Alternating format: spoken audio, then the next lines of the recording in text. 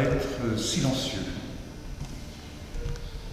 Et voilà, nous sommes ici, au-dessous des nuages, sur le sol de conscience, enfermés dans nos idées, au milieu des limites des lettres, des lignes, des pages, des métaphores, des allitérations et des rimes. Mais ces prisons, les limites de l'esprit, est-ce important de quoi ils parlent, de l'esprit, de l'essence d'eux-mêmes? Le couteau de la logique qui travaille sur le sol de conscience dans des prisons d'idées. Alors tu dis, le vent va être silencieux. Le vent va être silencieux. L'esprit qui va être muet. Il a galopé sur les nuages. Il a glissé entre les branches des arbres.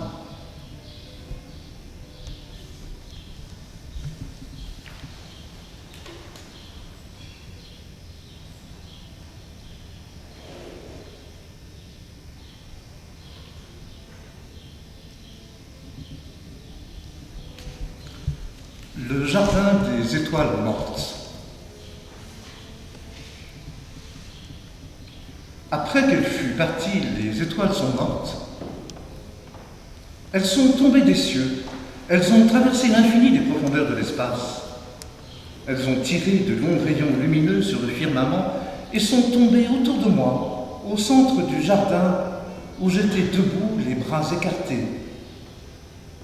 Elles étaient tellement nombreuses, elles étaient tellement serrées sur chaque brin d'herbe, sur chaque bout de bois. Elles ont occupé chaque carapace des insectes présents. Cela s'est tellement vite passé en un trop court laps de temps. Je ne savais pas ce que je pouvais leur dire, car tout est allé trop vite.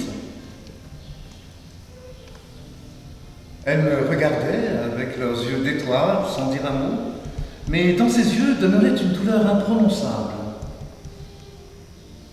Mon cœur était lourd, mes yeux sanglotaient des larmes refoulées. Les astres attendaient de moi la consolation, moi qui avais tant besoin d'être consolé. Les étoiles attendaient de moi de l'apaisement, moi qui avais tant besoin d'être apaisé. Et surtout, elles attendaient de l'amour de moi, moi qui mendiais les miettes d'amour tombant de l'autel des églises évasées. J'ai cité une prière pour elle et moi, et cette prière a résonné longtemps dans l'imprononçable profondeur du cœur de Dieu. Car il a tout entendu, il a tout vu. Ensuite, les étoiles n'ont plus bougé. Leur cœur s'est arrêté, devenu rôdeur immobile. Elles ont succombé à la douleur et à l'abandon. Le ciel obscur, évacué de son contenu, est devenu sombre, plus noir que jamais, tel qu'avant les jours de la grande création.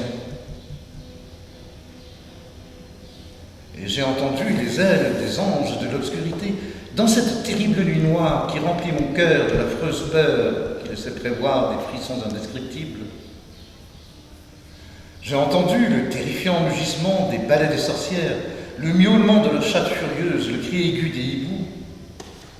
Elles ont prononcé d'affreuses injures et blasphèmes, moyens de langues oubliées, torturant l'essence des mots.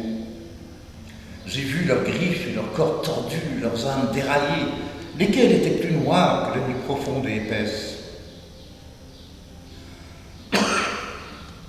Je te prie, toi qui es l'existence même, qui ressuscite les étoiles, remets-les au firmament des cieux de l'infinité du cosmos. Fais-le, car personne d'autre ne peut le faire. Fais-le. J'ai crié comme ça, j'ai crié. J'ai décidé de me tenir d'aplomb et ne quitter pas ma place. Je crierai jusqu'à ma mort dans la profondeur du jardin, sous le ciel privé d'étoiles. Et soudain, les étoiles sont réapparues et ont clignoté là-haut dans l'immensité des cieux, si loin, si loin. Ce fut l'affaire d'un instant. Le monde qui tournait ne s'est aperçu de rien. Le divin savait, le divin voyait, moi aussi. Les mémoires du jardin remplis d'étoiles mortes ressuscitées ne gardaient que mon cœur et Dieu.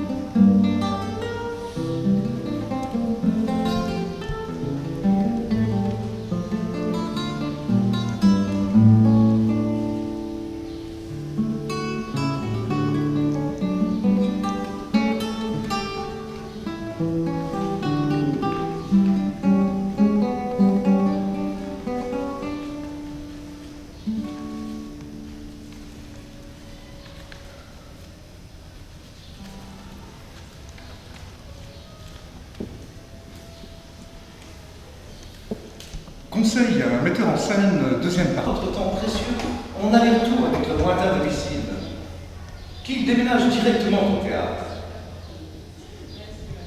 Évidemment sans représentation, pour leur éviter l'inquiétude de la première. Mais après 100 répétitions parfaites, nous pourrons quand même présenter une première à notre cher et exigeant, inquiétement exigeant public. Notre théâtre doit être ouvert au public, qu'il puisse circuler librement sur la scène de Thalia. Ainsi, nous pouvons offrir à nos visiteurs occasionnels de petits rôles. Le public adore le jeu. Et si on découvre un talent hors du commun, nous sommes fiers de vous annoncer que pendant les longues années de fonction de notre théâtre, la totalité des personnes qui ont réussi à s'échapper se résume à une personne. Cet homme a couru à travers la Russie, la Mongolie et la Chine, nos lignées à ses trousses évidemment. Arrivé à Shanghai, il a sauté sans hésitation dans la mer chinoise. La traversant, il est arrivé à l'océan Indien, nageant sans arrêt jusqu'en Australie. Appréciant cette performance, notre généreuse direction a abandonné la poursuite. Autrefois, les compagnies de théâtre couvraient de temps en temps ses membres fripons pour conserver la qualité artistique de la compagnie. Il en est sorti un proverbe. La prima donna était une grosse friponne, mais celui qui a consommé une certaine partie d'elle-même lui a tout pardonné. Évidemment, aujourd'hui encore, personne ne sait quelle partie de comédienne était cette certaine partie. Dans notre siècle des Lumières, il est évident que nos acteurs ne peuvent pas consommer leurs collègues. Mais nous savons très bien qu'ils auraient envie de le faire de temps en temps. Mais selon le règlement connu, le public a le droit de consommer des acteurs si la pièce est un échec. Et le public adore ça.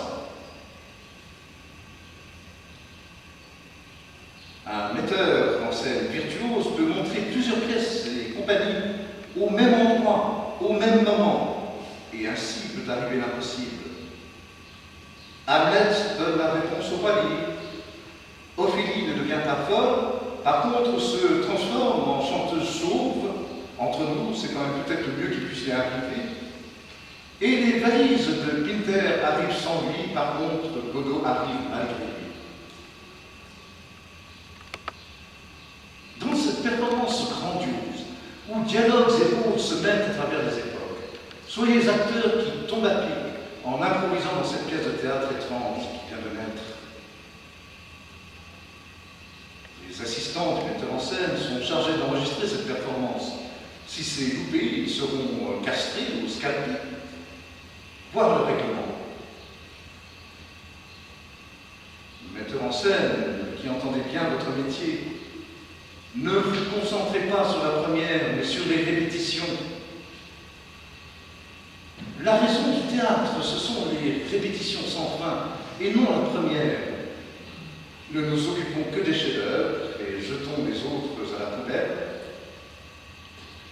Le théâtre, ce sont les répétitions, mais s'il arrive que la première ait lieu, ce détail inutile, ce gadget sans raison, cette espèce de chant du cygne sévèrement évitable, soyez aussi parfaits que pendant les répétitions.